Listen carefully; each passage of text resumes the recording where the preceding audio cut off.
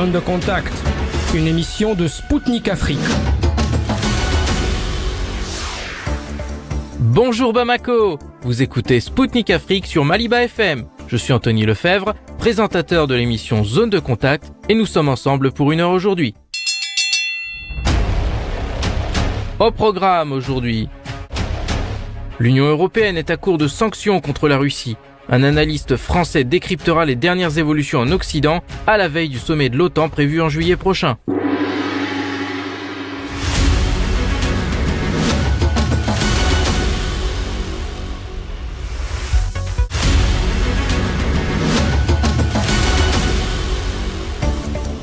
De retour à Bamako sur les ondes de Maliba FM. Vous écoutez Spoutnik Afrique et son émission Zone de contact présentée par Anthony Lefebvre. Je vous souhaite la bienvenue si vous venez de régler votre poste de radio sur 99.5 FM. L'Union européenne est à court de sanctions anti-russes. Un média américain a affirmé que Bruxelles avait atteint ses limites dans la lutte économique contre Moscou et qu'il était plus rationnel de ne pas introduire de nouvelles restrictions. À l'Est, le soutien inconditionnel à l'Ukraine commence à peser. La Pologne, la Hongrie et la Slovaquie ont introduit des interdictions d'importation de blé ukrainien. Et pour cause, les agriculteurs jugent ce flux de matières premières comme une concurrence déloyale et qui a pour effet de faire baisser les cours sur les marchés. Et ce mouvement pourrait s'étendre. La Roumanie et la Bulgarie envisagent d'emboîter le pas. À Kiev, malgré une armée ukrainienne dans une situation critique à Artemiovsk, Volodymyr Zelensky est déjà tourné vers Vilnius. Le président ukrainien a été invité au prochain sommet de l'OTAN qui se tiendra en juillet prochain dans la capitale lituanienne. Il est convaincu que plus aucun obstacle fait face à la candidature de son pays pour rentrer dans l'Alliance Atlantique. Toutefois, des dirigeants occidentaux ont émis des doutes sur ce cas ukrainien et ne partagent pas le même enthousiasme du président ukrainien. Au micro de Spoutnik Afrique, l'analyste français Bertrand Scholler décortique les derniers événements en cours en Occident. Écoutons-le. Alors je vais démarrer par l'Union européenne. Selon un média, elle n'aurait plus de marge de manœuvre pour adopter de nouvelles sanctions contre la Russie. Et on a Josep Borrell qui a déclaré que les pays membres ne sont pas disposés à trouver un nouvel accord pour un nouveau paquet de sanctions contre la Russie. La question que j'aimerais vous poser, c'est pourquoi Bruxelles refuse toujours de reconnaître qu'elle n'a pas atteint ses objectifs à travers ces sanctions. Alors, déjà, le dernier paquet de sanctions qui date de février, le 10e paquet de sanctions, 10 quand même, c'est pas mal en 1 an, il avait été très difficile à adopter puisque chaque pays, puisque c'est des sanctions qui doivent être adoptées au niveau de l'Union européenne à l'unanimité, chaque pays marchandait, entre guillemets, ses conditions. Donc ce qui, d'une part, rendait les choses lentes et laborieuses et avait des conséquences financières également, puisque les conditions, c'est toujours des compensations, entre guillemets, financières. Ça, c'est le premier point. Le deuxième point, c'est que l'Europe n'avait pas compris, en 2014, quand il y avait eu les premières volées de sanctions, que en réalité, le seul qui s'affaiblissait, c'était l'Europe. Celui qui se renforçait le plus ou qui réapprenait le plus à se renforcer, c'était la Russie. Et ceux qui en profitaient le plus, c'était ceux qui continuaient à traiter avec la Russie, dont les Américains, puisque les Américains continuaient à avoir un business qui l'encourageait fortement, les Européens à plus avoir. Et donc l'Europe, en fait, n'est jamais capable de reconnaître ses erreurs, au contraire, elle poursuit en avant, parce que, en fait, les erreurs dirigeants européens, ce sont pas des erreurs vis-à-vis des gens qui les ont commanditées. C'est-à-dire que les cabinets de conseil en stratégie qui sont de lobbying, etc., qui sont derrière ces erreurs, ne travaillent pas pour l'Europe. Ils travaillent pour les États-Unis le plus souvent. Donc ils peuvent pas reconnaître que c'est une erreur, puisque le chaos en Europe, la destruction de l'Europe, donc c'est la guerre, entre guillemets, jusqu'au dernier Ukrainien, et jusqu'au dernier Européen qui est pas à genoux à supplier pour son gaz en hiver pour avoir chaud, pour son électricité pour avoir de la lumière, et bientôt pour la nourriture. Mais encore une fois, par rapport à la question, je vais être très clair, ils ne peuvent pas dire qu'ils se sont trompés, parce qu'en fait, tout ce qu'ils font fait partie d'un plan qui est de créer un chaos total en Europe et de rendre les choses les plus tendues et les plus conflictuelles au sein des États. Et on voit très bien ce qui se passe en France où j'ai vu. C'est vraiment une situation, c'est volcanique. Et ça va être la même chose dans de plus en plus nombreux pays européens. Et on voit que la croissance redémarre fort en Russie et que les liens de la Russie avec une part croissante du monde, une part très majoritaire de l'humanité, sont forts. Donc effectivement, si on prend ça d'un point de vue européen, c'est des graves échecs. Si on prend ça d'un point de vue de ceux qui veulent créer le chaos en Europe, c'est un immense succès. L'Europe est complètement exsangue. Elle est exsangue dans tous les domaines. Et il suffira d'un rien pour que la chute soit totale. Dans le domaine monétaire, alimentaire, énergétique, social, éducatif, politique, c'est délirant. Quand on voit les déclarations du ministre de l'Éducation française qui explique que les profs pourront se remplacer les uns des autres. Alors le prof d'anglais remplacera le prof de maths mais pour faire des cours d'anglais, mais que comme en fait ils sont tous à peu près absents de la même manière, à la fin de l'année les choses vont entrer dans l'ordre. Et ça c'était des sketchs de comiques. C'est-à-dire que non seulement ça fonctionne pas, mais on n'a plus aucun rapport à rien en fait. On essaie de faire des économies sur les sujets les plus importants, l'éducation et la santé, et pour tout focaliser sur la guerre et le confort de nos élites. Voilà ce que j'ai à dire. Donc ils ne peuvent pas reconnaître parce qu'en fait ils font exactement ce qu'on leur demande de faire et c'est un succès.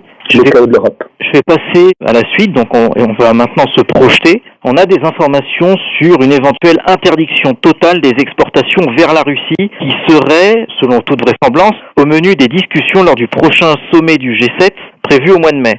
Et j'aimerais avoir votre avis sur cette potentielle restriction. Est-elle réalisable, sachant que entre-temps, on a le ministre russe des Finances, Anton Siluanov, qui a déclaré que si cette mesure était mise en place, eh bien, la Russie achèterait ses marchandises via des pays amis. Donc, selon vous, est-elle réalisable, cette mesure? Alors, petit 1, c'est concrètement assez irréalisable. Les Américains le savent parce qu'ils ont tenté la prohibition et en fait, ils ont surtout enrichi les mafias et ceux qui corrompaient les mafias. Donc, c'est exactement ce qui se passe, en fait. C'est si vous avez besoin de trouver quelque chose, la monnaie russe est pas faible, la balance commerciale russe est très positive, donc la Russie peut acheter absolument ce qu'elle veut, assez facilement. Elle a des voisins relativement conciliants, très proches comme la Géorgie, un peu plus loin comme la Turquie, le Kazakhstan aussi commerce, évidemment la Chine, l'Inde, les pays d'Afrique en général, l'Iran, on voit. Donc elle est tout sauf isolée d'un point de vue commercial et l'ensemble des pays que je viens de citer produisent absolument tout ce que la Russie ne produit pas et dont elle pourrait avoir besoin éventuellement un peu plus cher. Le seul moyen qui existe pour empêcher les pays en question de commercer avec la Russie, c'était ce qui a été un peu fait et qui a apeuré beaucoup de pays, c'était de dire si vous donnez de quoi permettre de construire des matériaux militaires à la Russie, vous aurez des sanctions graves. Et la sanction grave, c'est toujours la même. C'est la privation du SWIFT, c'est la privation de commercer en dollars, etc. Puisque ça reste une arme très très forte aujourd'hui, même si le dollar est attaqué de toutes parts. Peu de pays ont cette capacité de résilience qu'a montré la Russie depuis un peu plus d'1 an maintenant. Donc il y a beaucoup de pays, et j'ai cité la Turquie, j'ai cité la Géorgie, etc., qui commercent aujourd'hui très largement avec la Russie sur les pièces automobiles, sur même les marques de sport américaines ou autres, les marques de luxe, et qui pourraient hésiter, d'une part parce que ce sont des petits pays, on a vu avec la Géorgie, la vitesse à laquelle des révolutions de couleur peuvent démarrer, et pour la Turquie qui est dans l'OTAN, qui a un chef de l'État qui avait failli succomber au coup d'État il y a quelques années. En 2016, tout à fait. Ouais, ils savent tous qu'il faut se méfier quand on a un ami qui est capable d'être aussi vite le pire ennemi. Donc tout ça pour dire, je pense que la Russie trouvera toujours des solutions, soit en elle-même, soit avec ses partenaires. Je pense que si la Chine, pendant un temps, a voulu, en tant que possible médiateur, éviter d'être partie prenante en allant contre de façon frontale tout ce que proposait l'Union européenne et les États-Unis, je pense que ce temps va changer. Je pense que les Chinois se rendent compte, comme les Russes l'ont fait avant, qu'il n'y a vraiment aucune fiabilité du côté occidental. D'ailleurs, on sent qu'il y a une forme d'exaspération quand on voit même la manière avec laquelle les diplomates chinois sont interviewés par les journalistes français qui essayent de trouver dans le passé de la Chine des choses qui devraient faire honte à la Chine et lui donner envie de s'excuser en permanence d'avoir aujourd'hui un pays qui est croissant, qui essaie de s'occuper de son peuple. Tout à fait. On n'évoquera pas la polémique naissante avec l'ambassadeur chinois qui a donné une interview pour une chaîne française que je ne citerai pas et il va être convoqué au ministère des Affaires étrangères justement français pour s'exprimer par rapport à sa position sur la Crimée. Tout à fait. On vient encore. Oui. Oui, ça sert à rien de faire de la pub à ce Big Brother de l'Occident qui décide en permanence ce qui est bien, juste à dire, justifié, justifiable. Enfin, c'est surréaliste. C'est très inquiétant d'ailleurs. C'est-à-dire qu'après avoir vécu des années de mensonges qui sont démasqués un par un, il double la mise sur les mensonges. Incroyable. C'est sans cesse doubler la mise. C'est la fuite en avant vers Big Brother et c'est vraiment inquiétant pour les générations qui viennent. Et justement, dans le camp occidental, on assiste à une sorte de petite révolte. On a la Pologne, on a la Hongrie, on a la Slovaquie qui ont interdit l'importation de céréales ukrainiennes et la Roumanie et la Bulgarie envisagent d'emboîter le pas. Dans le même temps, on a la Commission européenne qui a proposé un paquet d'aides de 156 millions d'euros pour aider les agriculteurs touchés par ce surplus d'importation. Et donc, selon vous, comment peut-on interpréter cette fronde ? Alors déjà, il faut savoir, juste pour rappeler que l'Ukraine, historiquement et constitutionnellement, les terres de l'Ukraine ne pouvaient pas appartenir à des entreprises étrangères ou à des étrangers. En fait, il y avait des règles assez strictes, en fait, comme dans beaucoup de pays du monde, sur qui a le droit de posséder des terres. Et après Maïdan, et surtout après l'arrivée de Zelensky au pouvoir, puisque la constitution n'avait pas été modifiée, les terres ont pu être vendues et il y a eu un braconnage énorme de tous les grands groupes internationaux pour acheter massivement les terres agricoles en Ukraine. Donc il faut déjà avoir en tête que l'essentiel des terres agricoles en Ukraine n'appartiennent plus aux Ukrainiens. Donc les productions céréalières, etc., intéressent en premier plan les grands conglomérats mondiaux, les grands fonds d'investissement mondiaux. Donc quand il y a une discussion sur où vont les récoltes ukrainiennes, c'est pas un petit paysan comme on imaginerait ukrainien pauvre et malheureux qui discute. Ce sont des grands groupes, donc ils sont hyper influents au niveau évidemment des commissions européennes. Alors comme la sortie entre guillemets par bateau est un peu plus compliquée à cause de la mer Noire qui est pas forcément une zone très calme depuis quelques mois, énormément de cette production part à travers des pays voisins de l'Ukraine. Donc Hongrie, Slovaquie, Roumanie, que vous avez cité, Bulgarie et Pologne. Et énormément vers la Pologne.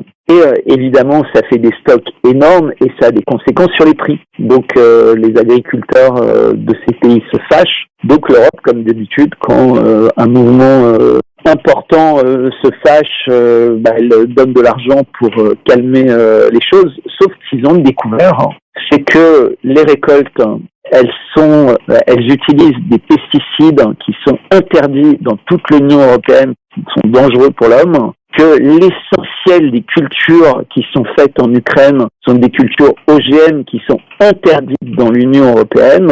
Et donc ça, évidemment, les médias n'en parlent pas trop, mais c'est le grand scandale. C'est-à-dire qu'en réalité, par Ukraine interposée, on est en train d'être inondé de céréales qui utilisent des produits qui sont extrêmement sur lesquels il y a vraiment des soupçons pour la santé humaine qui sont élevés, qui arrivent à des prix faibles, mais qui créeront un précédent pour toute l'agriculture de l'Union européenne. Et à nouveau, ce qui est stupéfiant, c'est que la France ne défend pas son agriculture, ne défend pas la nécessité d'avoir vraiment un respect de la nature, de l'environnement, en utilisant moins de tous ces produits chimiques qui ne peuvent être que néfastes aux nappes phréatiques, etc., puisqu'on parle de problèmes de l'eau. Donc on voit que c'est uniquement une affaire d'argent.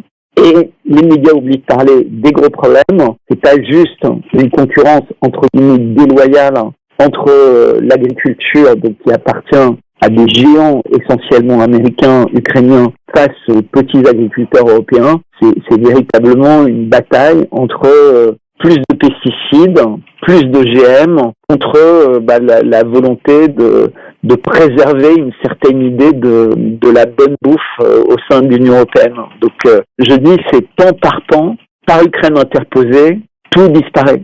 C'est-à-dire que cette guerre en Ukraine a permis de censurer des médias. Et cette guerre en Ukraine est en train de permettre de faire s'effondrer, entre guillemets, les derniers pans de protection de notre agriculture et du refus des OGM et de certains pesticides dangereux. Et je trouve ça extrêmement grave. Mais ce qui est encore plus grave, c'est que toute cette, entre guillemets, nourriture pas forcément bonne pour l'homme, les pays occidentaux se la destinent à eux, mais également aux pays africains, et en essayant d'empêcher les exportations russes vers les pays en question qui respectent les normes d'une nourriture pas dangereuse pour les personnes. Oui, tout à fait. Ce que je voulais dire. Tout à fait, justement, pour rebondir pour nos auditeurs africains, la Russie, à plusieurs reprises, avait alerté que l'Occident s'approprier une grande partie, pour ne pas dire la majorité, des exportations de nourriture à travers l'accord céréalier, et que les pays africains n'avaient qu'une petite part. Moi, j'ai vu pour... C'est pire que ça. Pire que ça. C'est qu'en fait, ils récupèrent l'essentiel de la bonne qualité russe pour l'Europe, alors qu'elle était destinée à l'Afrique, et ce qui était destiné à l'Europe, qui venait d'Ukraine, et qui, comme je l'ai souligné, n'est pas de bonne qualité, et envoyé vers l'Afrique. C'est-à-dire que c'est un espèce de jeu de chaise musicale qui est effrayant pour l'Afrique et montre tout le cynisme dont on fait preuve, et qui, moi, me fait beaucoup de peine, parce que je suis européen, parce que j'aime la France, j'aime l'idée d'être un pays de lumière, et je ne supporte pas ces espèces de coups vicieux qui sont faits en permanence. Et justement, la Russie a évoqué la possibilité de sortir de cet accord céréalier, notamment si les sanctions sur les interdictions, sur l'interdiction totale des exportations vers la Russie étaient décidées par les pays occidentaux membres du G7. Et la Russie, justement, pour les pays africains, avait pris la décision d'offrir à titre gracieux les céréales qui sont destinées. Voilà, tout à fait. Et on a eu une bonne nouvelle récemment. C'est là aussi un point de friction, c'est que la majorité des engrais russes étaient bloqués dans les ports européens. Là, récemment, on a la Lettonie qui a libéré, après plus d'1 an, un stock d'engrais qui était bloqué dans son port à destination d'un pays africain. Donc, Oui, c'est parce que là, vous insistez sur un point qui est essentiel, ce sont les engrais. S'il y a eu une famine, il y a un peu plus d'1 an terrible au Sri Lanka, c'était uniquement pour un problème d'engrais, c'est-à-dire l'incapacité qu'avait le pays à se fournir en engrais. Et juste un autre point, parce que c'est quand même une attaque qui est incroyable, c'est l'attaque en ce moment très forte contre le riz, contre la production mondiale de riz. C'est-à-dire que dans ces derniers projets, Bill Gates, l'ONU, etc., dit que le riz, en fait, serait responsable de 10% des émissions de CO2, gaz à effet de serre, etc. Et donc, en fait, ils sont en train de dire à tous les pays d'Asie, on va essayer de trouver le moyen de vous empêcher de vous nourrir de riz. Enfin, ils veulent vraiment créer la famine. Je sais que pour les auditeurs qui m'écoutent, ils peuvent se dire mais qu'est-ce qu'il nous dit, on va plus avoir à manger, il y a le chaos en Europe. Oui, je suis en train de dire que la prochaine étape, si on écoute tout ce qu'ils veulent faire et tout ce qu'ils disent, c'est de créer la famine partout, le chaos partout. Et les Russes sont pas dupes de ça. C'est pour ça qu'ils essayent d'accepter pratiquement des conditions inacceptables pour continuer à fournir en nourriture le monde, parce que ça pourrait être l'horreur extrêmement rapidement. Et puis aussi, il faut ajouter aussi que la Russie, elle peut se le permettre, puisque l'année dernière, elle a enregistré des récoltes records dans le domaine, en ce qui concerne le blé, elle a dépassé largement les records qui avaient été établis lors de la période soviétique, pour vraiment montrer le caractère, vraiment montrer comment l'agriculture russe s'est développé ces dernières années. Depuis 2014. Tout à en fait. réalité, l'agriculture russe.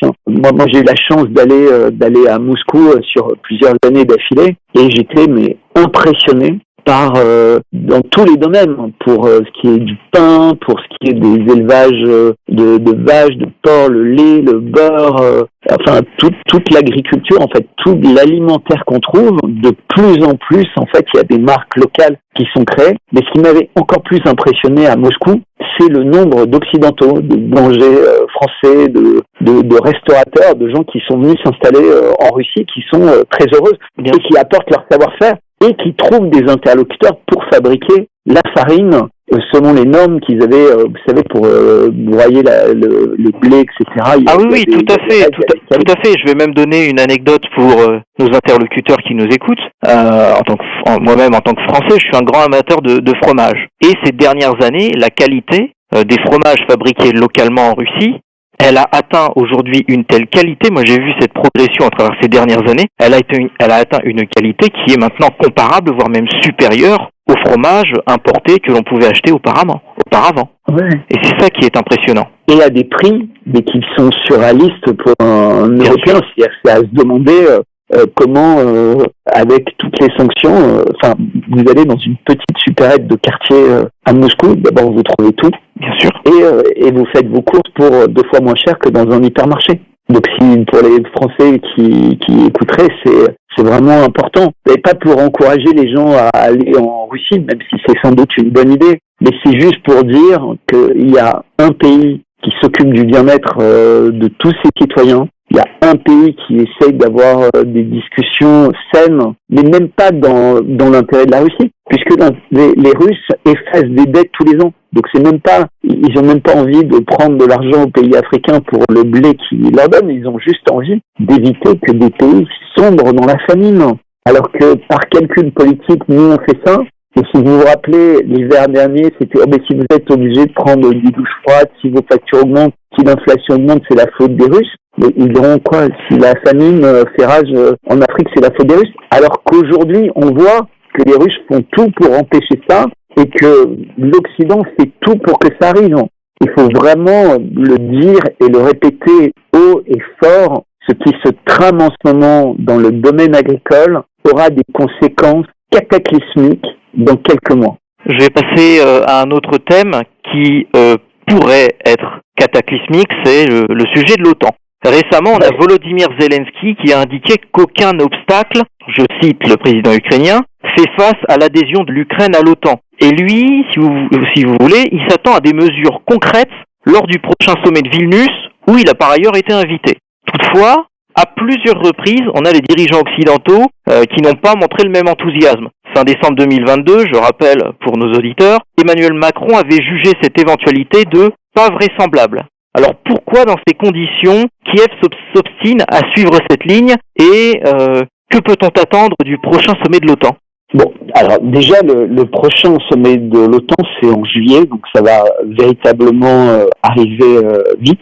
Alors il faut savoir que pour l'instant il n'y a pas d'agenda pour ce sommet de l'OTAN, c'est-à-dire qu'ils n'annoncent même pas qu'ils vont valider les candidatures de la Suède. Enfin, ils vont entériner, entre guillemets, que la Suède et la Finlande font maintenant partie de l'OTAN. Et il y a des processus quand même qui sont dans tous les pays, y compris en Ukraine, des processus législatifs qui doivent avoir lieu pour que le peuple décide de rejoindre l'OTAN, puisqu'en fait, quand vous rejoignez l'OTAN, vous enlevez de fait le commandement de votre armée, c'est devient un commandement centralisé de l'OTAN. Alors ce qui est dit aujourd'hui, mais c'est ce qui a été commencé dès 2014, c'est que le souhait c'est d'intégrer complètement l'armée ukrainienne à l'intérieur de l'OTAN, donc de fait c'est d'en faire un pays de l'OTAN, mais à tel point qu'en fait ils annoncent qu'ils veulent complètement supprimer toute référence aux anciens matériaux de l'époque soviétique, donc anciens chars, etc., etc. Donc ça, c'est la première chose, mais qui a commencé en 2014. Moi, ce que je crois en réalité, c'est que ce qui va être fait, c'est faire en sorte que tous les pays de l'OTAN continuent à s'engager, à abreuver, à inonder de toutes les armes possibles et imaginables, les munitions possibles et imaginables l'Ukraine, tant qu'il y a des soldats ukrainiens et des mercenaires qui sont vivants sur les lignes de front, et c'est horrible parce qu'en réalité personne ne s'intéresse au peuple ukrainien, personne ne s'intéresse à l'intérêt du peuple ukrainien. C'est purement une guerre de l'Occident contre la Russie par Ukraine interposée. C'est dit et répété, mais je crois qu'il faut jamais cesser de le dire et le répéter. Et l'Ukraine est en réalité dans cette affaire le bras armé de l'OTAN, en fait, puisque c'est l'OTAN qui n'existe que pour lutter contre la Russie, qui a survécu même après la chute du mur de Berlin et de l'URSS, et qui continuera à exister tant que l'OTAN n'existera plus ou la Russie n'existera plus. Parce qu'en fait, vu la haine d'un côté ou de l'autre, on voit pas comment il pourra en rester deux. Parce que si d'un côté il y a de la puissance, il y aura toujours l'envie d'en découdre, en fait. Et c'est ce qui est monstrueux dans l'époque qu'on vit. Et ce qui est magnifique, en revanche, c'est que la Chine, la diplomatie chinoise, la diplomatie d'Arabie Saoudite, également beaucoup de choses qui se passent aux États-Unis est extraordinairement encourageant. C'est-à-dire que j'ai plus d'optimisme bizarrement maintenant sur l'évolution de la guerre qu'avant, puisque aux côtés de la Russie, le géant chinois s'est affirmé comme un partenaire plus que stratégique lié. Tout le monde a vu la visite de Xi Jinping à Moscou et véritablement la force de la relation entre les deux pays, et ça se traduit de plus en plus sur le terrain, au Moyen-Orient, au Proche-Orient. Je pense que ça va se traduire en Afrique, ça va se traduire en Amérique du Sud, et bon, pour l'Europe, malheureusement, ça passera par le chaos, et voilà, c'est très triste, mais c'est comme ça. C'était Bertrand Scholler, analyste français. Il a commenté à notre micro l'épuisement pour Bruxelles des possibilités de sanctionner à nouveau la Russie. Il a donné ses analyses sur le conflit autour des importations de blé ukrainien et dressé les enjeux du prochain sommet de l'OTAN à Vilnius. Chers auditeurs et auditrices, Spoutnik Afrique rend dès à présent l'antenne à Maliba FM. Moi, Anthony Lefebvre, j'aurai le plaisir de vous retrouver très rapidement aux commandes d'une nouvelle émission, fidèle au poste. Je vous invite à consulter notre site internet pour suivre l'actualité africaine et internationale. D'ici là, portez-vous bien. Zone de contact, une émission de Spoutnik Afrique.